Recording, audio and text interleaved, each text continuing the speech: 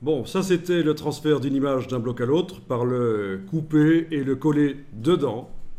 Alors maintenant autre chose, on va amener des images dans les blocs, mais évidemment on ne va pas utiliser la méthode qu'on a utilisée précédemment, qui est bien sympa.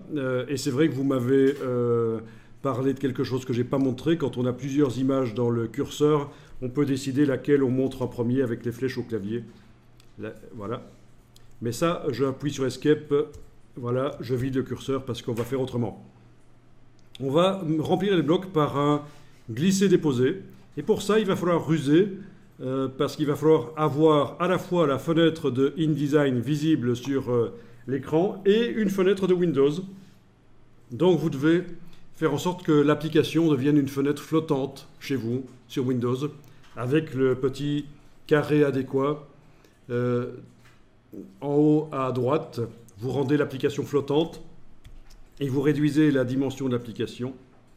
Ici sur le Mac c'est un peu différent parce qu'on a le bureau qui apparaît en permanence derrière de toute façon. Ce qui ennuie d'ailleurs beaucoup de personnes qui passent de Windows à Mac.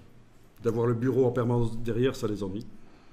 Et donc voilà, une fois que vous serez arrivé à, et ça c'est du Windows en fait, hein, à avoir à la fois la fenêtre du logiciel et la fenêtre de Windows côte à côte, vous allez pouvoir faire ceci. Afficher les images sous forme d'icônes et faire du glisser-déposer. Par exemple, je prends mes superbes flamants roses ici et je les dépose là. Faites ça pour 2 images, c'est bon, vous avez compris comment ça marche.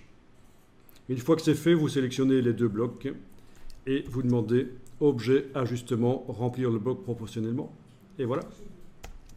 Donc c'est du glisser-déposer de la fenêtre Windows vers la fenêtre de InDesign. C'est quand même pas mal ça.